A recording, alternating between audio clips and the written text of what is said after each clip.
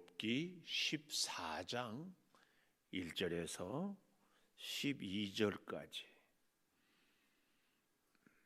한 절씩 교독하겠습니다. 여인에게서 태어난 사람은 생애가 짧고 걱정이 가득하며 그는 꽃과 같이 자라나서 시들며 그림자같이 지나가며 머물지 아니하거늘 이와 같은 자를 주께서 눈여겨 보시나이까? 나를 주 앞으로 이끌어서 재판하시나이까? 누가 깨끗한 것을 더러운 것 가운데에서 낼 수 있으리이까? 하나도 없나이다. 그의 날을 정하셨고 그의 달수도 주께 있으므로 그의 규례를 정하여 넘어가지 못하게 하셨사온즉 그에게서 눈을 돌이켜 그가 품꿈같이 그의 날을 마칠 때까지 그를 홀로 있게 하옵소서. 나무는 희망이 있나니 찍힐지라도 다시 움이 나서 연한 가지가 끊이지 아니하며 그 뿌리가 땅에서 늙고 줄기가 흙에서 죽을지라도 물 기운에 움이 돋고 가지가 뻗어서 새로 심은 것과 같거니와 장정이라도 죽으면 소멸되나니 인생이 숨을 거두면 그가 어디 있느냐? 물이 바다에서 줄어들고 강물이 잦아서 마름같이 사람이 누우면 다시 일어나지 못하고 하늘이 없어지기까지 눈을 뜨지 못하며 잠을 깨지 못하느니라. 아멘. 오늘 또 새벽을 깨우는 성아, 너는 하나님의 보석이다, 보석이다. 엄지척 변함없이 새벽 제단을 지키는 권사님은 하나님의 보석입니다, 보석입니다, 보석입니다. 이 모든 것이 주님의 은혜입니다. 아멘, 아멘, 할렐루야. 갑자기 숙제 검사를 해보고 싶어요. 집에 가서 하나님의 보석이라고 하십니까? 식구들한테? 네? 꼭 하십시다. 창은아, 너는 하나님의 보석이다. 종건이 오빠, 하나님의 보석입니다. 양집사님, 하나님의 보석입니다. 꼭 예수 안 믿는 식구들, 남편들한테 꼭 더 잘해야 돼. 하나님의 보석입니다. 꼭. 그래서 여러분, 나를 만나는 사람들이 하나님의 보석이 되는 은혜가 있기를 축복합니다. 나를 만나는 가정 식구들이, 직장의 동료들이, 이웃 사람들이 무슨 얘기냐고 계속 하십시오. 이만저만해서 2차 저차해서 숙제하는 거라고 꼭 하십시오.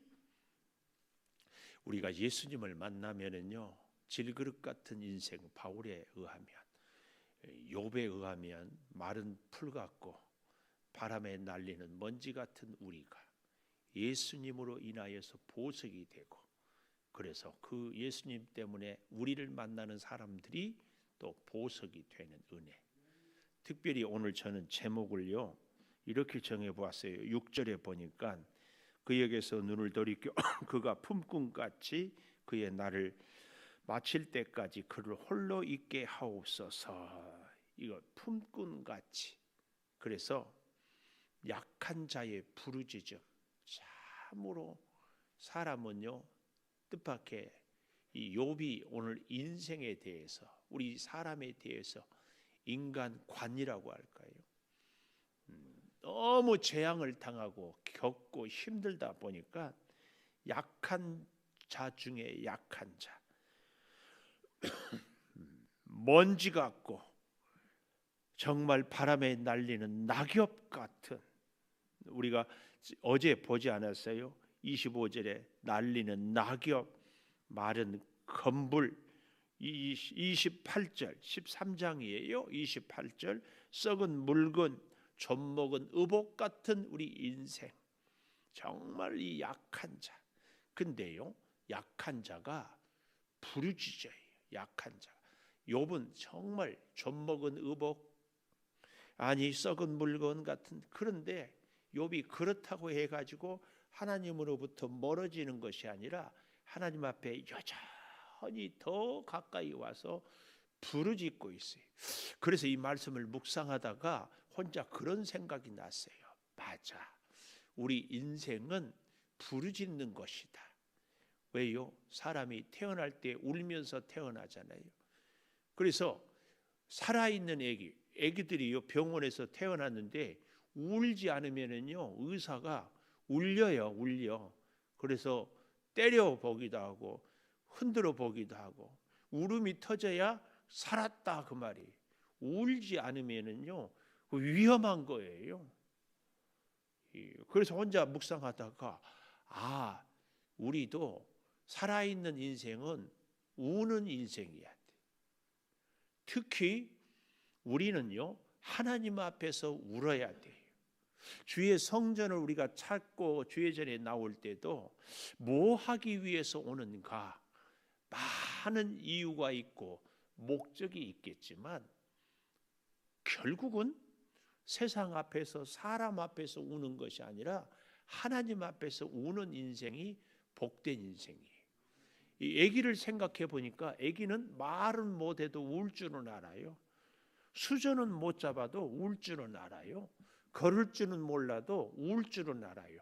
엄마가 누군지는 몰라도 울 줄은 알아요. 근데 그 우니까 젖도 주고, 우니까 병원에 데리고 가기도 하고, 우니까 부모가 뭐가 불편한가 보살피기도 하고, 기저귀도 갈아주기도 하고, 울어야 돼요. 울어야 삽니다. 그래서 혼자 그런 생각을 했어요. 사람이 태어날 때는 울지만 다시 부름 받을 때는 환한 얼굴로 웃고 갈 수 있으면 좋겠다. 울고 왔다가 웃고 가는 인생이 복된 인생.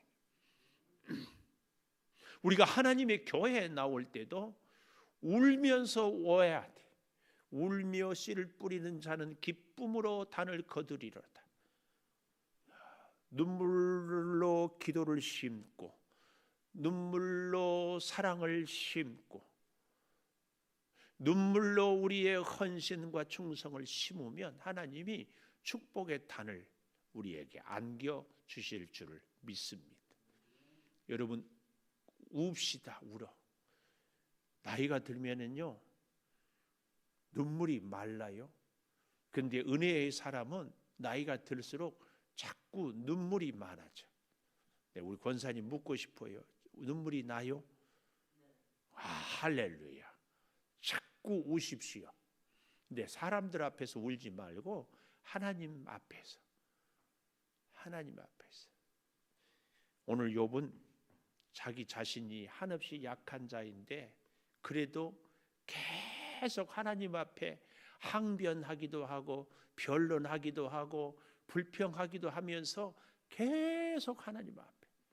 여러분, 우리가 하나님 앞에 나온다는 것을 무엇으로 볼 수 있어요?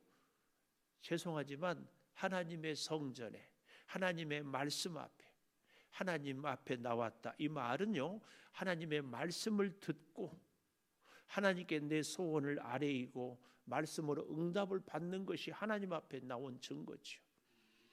코로나 때문에 힘들고 어려운 시대를 살아가지만 그래도 하여튼 틈만 나면 하나님의 전을 찾는 것이 하나님을 찾는 거죠. 우리는 하나님의 전을 찾을 때마다 마음속으로 아이고 오늘 또 가서 울고 오자 그랬으면 좋겠어요. 올 때는 눈물 흘리러 와서 성전문을 나설 때는 기쁨으로 나가는 거죠. 사람들 앞에서 울지 않고. 그래서 제가 그런 말씀 드렸죠. 하나님 앞에 무릎 꿇은 사람은 사람 앞에서 당당하고 하나님 앞에서 무릎 꿇지 않으면 사람들에게 무릎을 꿇을 수밖에 없는 것이 우리 인생이에요. 인생. 하나님께 무릎 꿇으면 하나님이 우리를 세워주시. 하나님 앞에 우리가 울면 하나님이 우리의 눈물을 닦아서 그 눈물이 보석이 되어서 우리를 복된 인생으로. 욥은 어쩌면 이 진리를 알기 때문에 약한 자의 부르짖음. 약할수록 우리는 하나님 앞에서 울고 울어야 할 줄을 믿습니다. 그래서요, 그 약한 자의 부르짖음 앞에 왜 우리가 울어야 되는가? 그 첫째로 보면 1절에 태어난 여인에게서 태어난 사람은, 이 말씀 때문에 제가 갓난아기를 묵상했는데요, 생애가 짧고 걱정이 가득하며, 기가 막히죠. 생은 짧은데 걱정은 가득해요. 욥이 고난을 당하면서 우리 인생을 보는 눈이 이렇게 생겼어요. 또 꽃과 같이 자라나서 열매를 맺고 활짝 피는 것이 아니라 시들며 그림자같이 지나가며 머물지 아니하다. 얼마나 짧고 시들어 버리고 보잘것없는 인생, 금방 지나가 버린 이 인생을 지금 욥은 이야기하고 있어요. 그래서 참 보잘것없는데 여기까지는 괜찮은데요, 이렇게 그림자 같고 보잘것없고 짧은 인생인데 3절, 이와 같은 자를, 어떤 자예요? 보잘것없고 시들어버린 이런 인생을, 이런 사람을 주께서 눈여겨보시나이까. 눈여겨보시면 참 좋은데, 오늘 이 욥이 말하는 하나님이 눈여겨보셔가지고 어떻게 합니까? 나를 주 앞으로 이끌어서 재판하시나이까. 하나님께서 우리를 자세히 눈여보셔서 부족한 것 채우시고 약한 것 강하게 해주시고 우리의 소원을 들어주시는 것이 아니라 재판한다 그 말이에요. 시시비비를 가려서 잘잘못을 따지는데, 하나님 앞에서 잘하고 하나님 앞에서 칭찬받고 하나님 앞에서 인정받을 인생이 어디 있느냐 그 말이에요. 가만 좀 내버려 두었으면 좋겠는데, 욥은 그러니까 그 모든 재앙이 하나님으로부터 왔다는 것을 인정하는 거죠. 근데 하나님, 내 인생을 형통하게 해주지 않을 거면 차라리 눈여겨보지 말고, 그래서 재판받지 않고 싶습니다. 그 얘기예요. 욥은 친구들과의 대화를 통해서 친구들이 너의 죄값에 고난을 당한다고 한 때에 거기에 대해서 아니다, 내가 죄값으로 재앙을 당하는 것이 아니라 하나님의 그 크신 역사가 뭔가 계획이 있어서이다, 이걸 얘기하잖아요. 그런데도 욥의 친구들은 계속해서 인과 응보적인 사상을 얘기하는데, 욥은 오늘 그런 것들을 뛰어넘어서 하나님이 감찰하고 하나님이 눈여겨보시고, 그래서 하나님이 재판하니까 내가 이해할 수 없는 인생, 내가 알 수 없는 재앙 지금 당하고 있는데, 하나님 차라리 나를 좀 내버려 두시면 안 되겠습니까? 이 항변, 이 변론을 지금 하나님께 욥은 외치고 있다 그 말이에요. 그래서 두 번째로는 4절에 보면 누가 깨끗한 것을 더러운 것 가운데에서 낼 수 있으리까 하나도 없나이다. 이 하나도 없나이다, 이게 뭐예요? 이 4절은 깨끗한 인생은 없다, 혹은 다른 말로 깨끗할 수 없는 인생, 이게 두 번째입니다. 우리 사람은 절대로 깨끗할 수 없다. 깨끗할 수 없는 인생. 우리가 정말 너무너무 공감하는 욥의 고백 아닙니까? 짧고 덧없는 인생이요, 두 번째로는 사람으로서는 도저히 깨끗할 수 없는 인생. 여기 4절 다시 보십시오. 누가 깨끗한 것을 더러운 가운데에서 낼 수 있으리까? 어떤 사람은 무엇이에요? 원죄, 아담이 선악과를 따먹었던 그 죄, 누가 가르치지 않아도 미워하고 거짓말하고 죄를 짓는 그것이 우리 인생인데, 그런 깨끗할 수 없는 인생인데 거기서 어떻게 깨끗할 수 있겠습니까? 거기서 어떻게 하나님이 재판하는데 거룩하신 하나님 앞에서 죄 없는 인생이 있을 수 있습니까? 그 얘기입니다. 특별히 여기서 말하는 이 죄는 보편적인 혹은 원죄라고 할 수 있죠. 근데 이 원죄는 욥뿐만 아니라 누구도, 욥의 친구들도, 아니 모든 사람에게 똑같이 있는 죄입니다. 욥은 그의 구체적인 삶 속에서 자기가 밝히지 않는, 아니 밝힐 수 없는 죄들이 바로 이 원죄, 아담으로부터 정해진 죄. 그렇기 때문에요, 5절 보십시오. 우리는 태어나면서부터 죄인이기 때문에 그의 날을, 인생의 수명이 정해져 있고 그의 달수도 죽게 있으므로 그의 규례를 정하여 넘어가지 못하게 하셨사온즉 아무리 사람이 발버둥 쳐도 하나님이 정한 대로 살 수밖에 없다. 그 얘기예요. 그 얘기.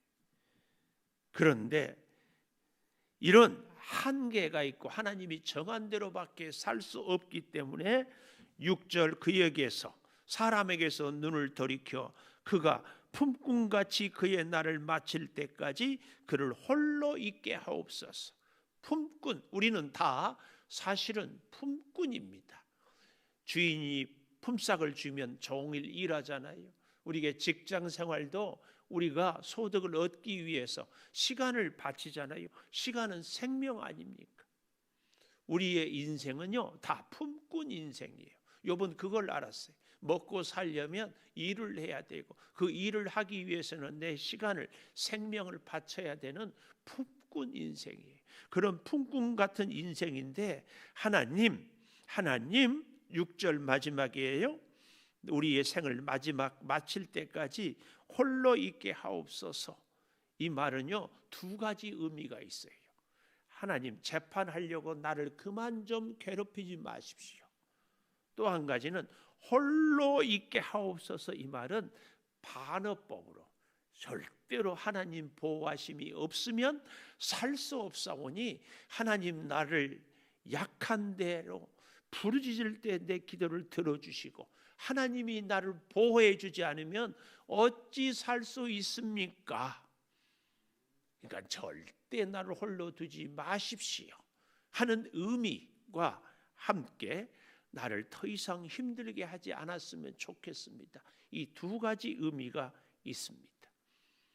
이런 부르짖음을 부르짖는 것이 우리의 인생입니다.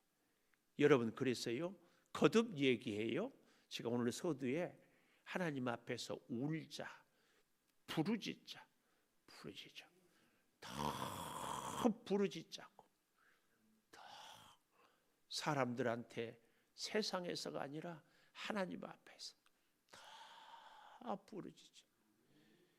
하나님이 우리를 위하여서 주의 전을 세우시고 우리를 인도하시고 기도할 수 있도록 해주신 은혜를 생각하고 더 부르짖지.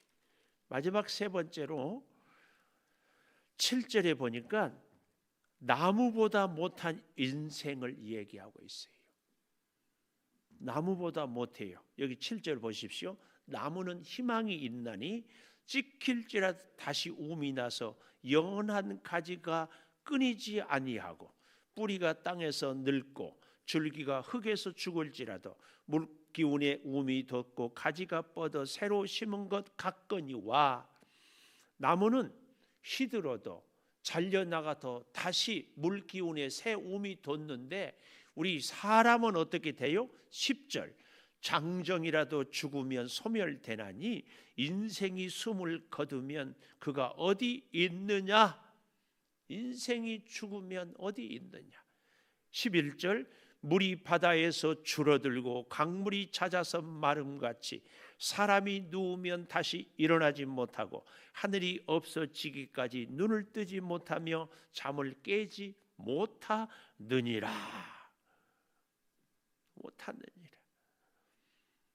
심지어요 이제 내일 아침에 보게 될 13절 이하에도 조금 잠깐 보십시다. 13절 주는 나를 수월에 감추시며 주의 진노를 돌이키실 때까지 나를 숨기시고 나를 위하여 규례를 정하시고 나를 기억하옵소서.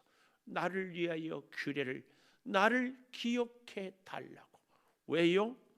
우리의 인생이 14절 장정이라도 죽으면 어찌 다시 살겠습니까? 그러니 15절 주께는 나를 부르시고 나는 대답하고 주의 손으로 지으신 것을 기다리겠습니다.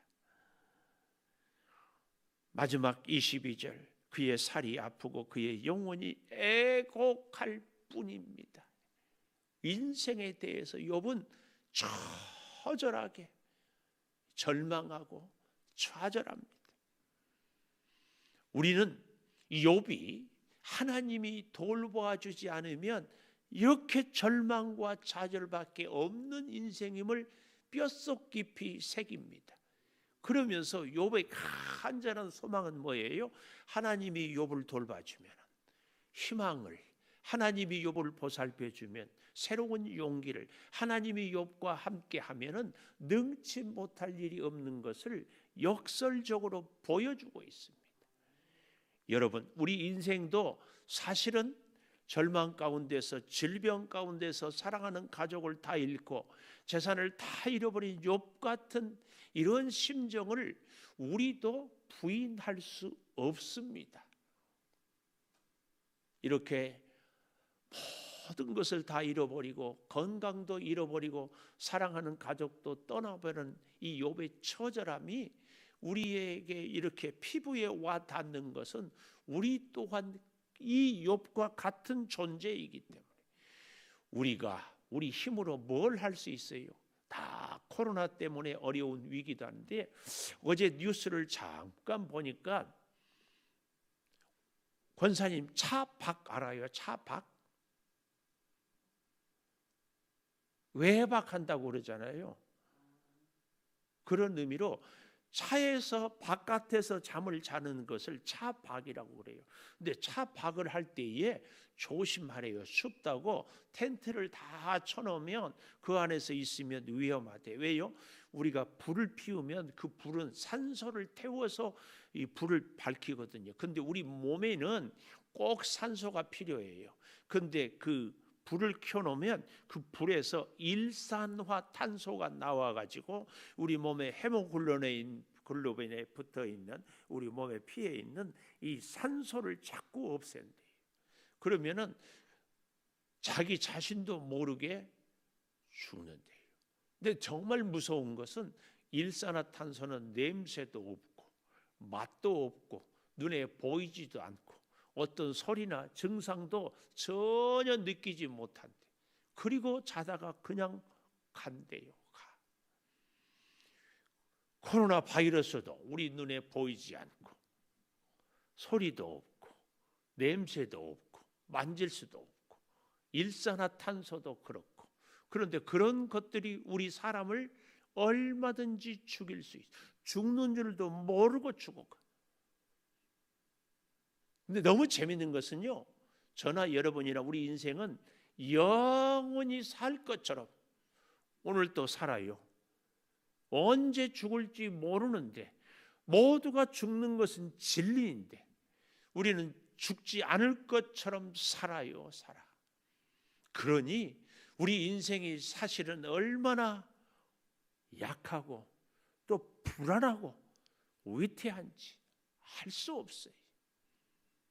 거기에 오늘 이 욥이 우리 인생은 어떻다고요? 짧고 덧없는 인생이요, 죄 없는 인생이 없고 나뭇가지보다 못한 인생. 이런 우리 인생에 주님을 모시고 영원하신 주의 생명을 공급받고 이 땅을 꼭 살아갈 수 있기를 축복합니다. 기도하십시다. 짧고 덧없는 인생, 아무리 부르짖어도 하나님의 돌보심이 아니면 살 수 없는 것을 고백합니다. 태어나면서 우리가 울어야 살 수 있고 울어야 살아있는 것이 증명되며 울어야 먹을 수 있고 울어야 우리가 살아있는 존재가 된 것을 다시 깨닫습니다. 걷지 못해도 울어야 되고 수저를 잡지 못해도 울어야 되고 말을 하지 못해도 울어야 되고 아무것도 할 수 없어도 그저 울어야 살 수 있는 것처럼 하나님 앞에서 우리의 내일을 알 수 없고 눈에 보이지 않는 코로나로부터 위협을 당해도 내가 내 인생에 준비해야 될 것이 무엇인지 몰라도 내가 만나는 사람들이 무슨 생각을 하고 있는지 몰라도 오직 하나님의 전을 찾고 하나님 앞에 울고 말씀 붙잡고 울고 하나님의 은혜를 구하며 울고 오늘도 울고 내일도 울게 하여 주시되 하나님 앞에서만 울게 하여 주시옵소서. 아버지 하나님, 하나님을 찾고 하나님을 의지하고 살아가게 하여 주셔서 우리 인생이 그림자 같고 우리 인생이 썩은 물건 같고 젖먹은 의복 같고 우리 인생이 날리는 낙엽 같고 마른 건불 같은 인생일지라도 질그릇 같은 인생의 보배를 담으면 우리의 인생이 보배로운 인생이 되는 것을 믿사오니 우리의 가치가 우리의 인생의 관점이 오직 예수 그리스도 안에서 보여지고 보게 하여 주시고 살고 살아가게 하여 주시옵소서. 사랑하는 성도들의 가정을 일일이 기억하여 주시고 자녀들이 가슴에 주님을 심어 주시고 힘들고 어려운 사업의 현장에서도 주의 지혜와 능력으로 주께서 해결책을 열어주셔서 날마다 주님과 함께 살게 하여 주시옵소서. 물질보다 건강보다 우리가 가진 관계보다 하나님이 더 귀하고 영원한 것을 잊지 않게 도와 주시옵소서. 지금은 우리 주 예수 그리스도의 은혜와 아버지 하나님의 무한하신 사랑과 성령의 감동하심이 영원토록 함께 하시옵기를 간절히